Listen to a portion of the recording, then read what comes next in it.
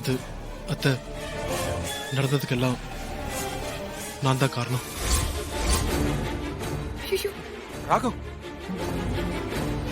வர்ஷினியோட வயித்துல வளர்றது என்னோட குழந்தைதான்.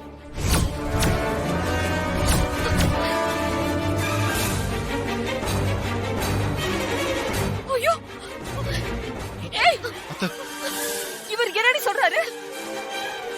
உன் வயித்துல வளர்ற குழந்தை இவரோடதா? சித்தி, ஐயோ கடவுளே! ஏப்பா, உனக்கு ஏற்கனவே கல்யாணம் ஆயிடுச்சுல? அது உனக்கு ஞாபகம் இருக்கா இல்லையா? சித்தி, அப்படி இருக்கும்போது இந்த மாதிரி ஒரு காரியத்தை உங்களால எப்படி செய்ய முடிஞ்சது? அத்தை அத்தை கோச்சிக்காதீங்க. ஆரம்பத்துல இருந்தே வர்ஷினி ராகவும் தான் ஒருத்தர் விரும்பினாங்க.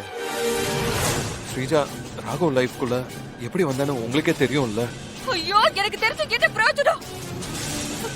நீங்க எல்லாரும் சேர்ந்து என் பொண்ணு வாழ்க்கையை என்ன பண்ணி வச்சு தொலைச்சிருக்கீங்க? சித்தி சித்தி சித்தி, கோபப்படாதீங்க சித்தி. நடந்ததுல வர்ஷினி ராகவ் தப்பு எதுவும் இல்ல.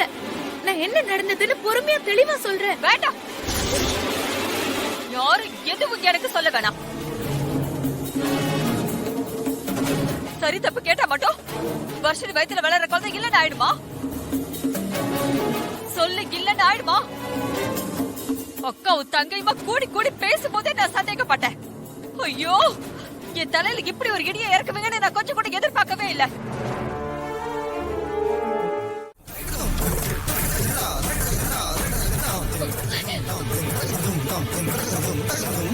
சித்தி, நீங்க என்ன சித்தி சொல்றீங்க? இப்போ எப்படி சித்தி தாலி கட்ட முடியும்? இல்ல, வர்ஷினியோட கல்யாணம் இப்படி யாருக்கும் தெரியாமலாம் நடக்க கூடாது சித்தி. கண்டிப்பா. ஏய், என்னடி சொல்ற?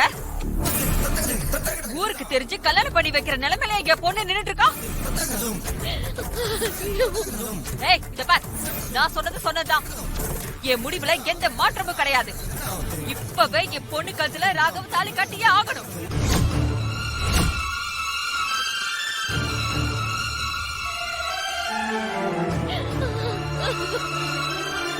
இப்போ வா. அது அது அது எப்படி அத்தை? பாருங்க, கண்டிப்பா நிச்சயமா நாளைக்கு கட்டிடுறேன் அத்தை. கண்டிப்பா கட்டுவேன்.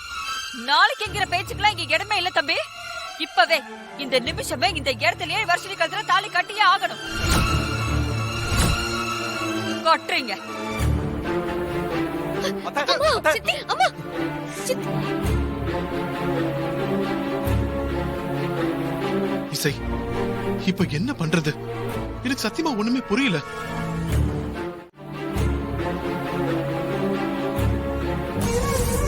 அம்மா, ஒரு தாலி கயிறு கொடுங்க. இந்தாங்கம்மா.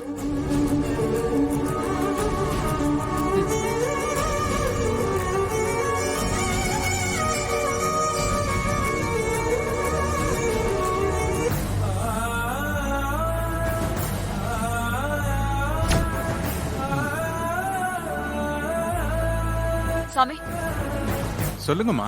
இந்த திருமாங்கல்ய கயிறை சாமி பாதத்துல வச்சு கொண்டு வாங்க. சரிங்கம்மா, கொடுங்க.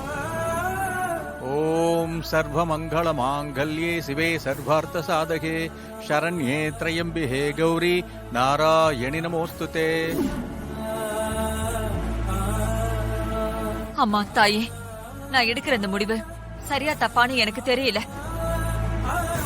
ஆனா என் பொண்ண 4 பேர் 4 விதமா பேசிடக்கூடாதுங்கிறதுக்காக தான் நான் இப்படி ஒரு முடிவு எடுத்திருக்கேன்.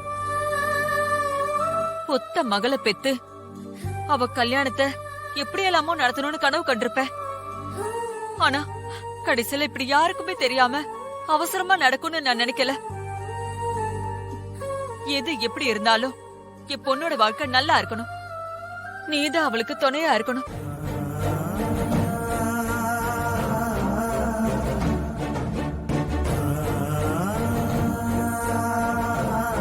அம்மா இந்தாங்கோ. நீங்க கேட்ட மாதிரியே அம்பாள் பாதத்துல வச்சு பூஜை பண்ணி எடுத்துட்டு வந்திருக்கேன்.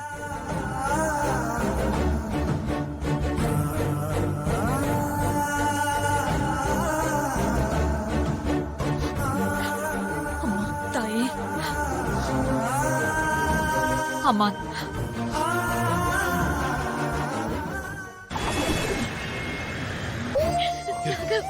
இந்தாங்க மாப்பிள்ள.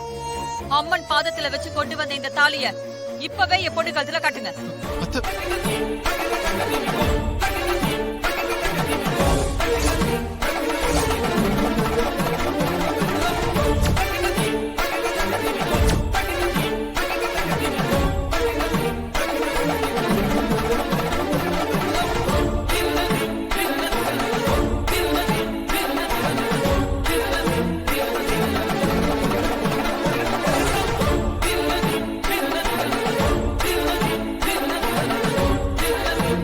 ராகவ்,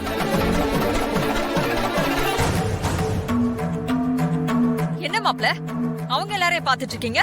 தாலி வாங்குங்க. ராகவ், அத்தை அது அத்தை தயவு செஞ்சு நான் சொல்றத கேளுங்க அத்தை.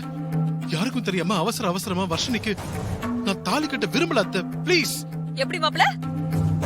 யாருக்கும் தெரியாம வர்ஷினி கழுத்துல தாலி கட்ட விருப்பப்படல.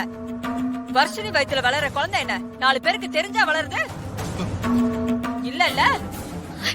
அம்மா, ராகவ் பாவம்மா, நீ அவர் எதுவும் சொல்லாத. அவரு ஆம்பளடி. உன்னை உதறி போட்டு தூக்கி போட்டு போயிட்டே இருப்பாரு. உன்னால முடியுமா? முடியாதுல்ல? பேசாம வாயை மூடிட்டு. சித்தி, அத்தை ஏன் அத்தை அண்ணங்கிட்ட இப்படி பேசுறீங்க? ஆ? மாப்ள, நான் இப்ப பேசுற முறை வேணா தப்பா இருக்கலாம். ஆனா ஒரு அம்மாவா ஏன் இடத்துல இருந்து யோசிச்சு பாருங்க. அப்பதான் என் வலி என்னன்னு உங்களுக்கு புரியும். மாப்ள, வர்ஷினி கழுத்துல தாலியை காட்டுங்க. அத்தை சித்தி, இல்ல சித்தி, வர்ஷினிக்கு நான் அத்தை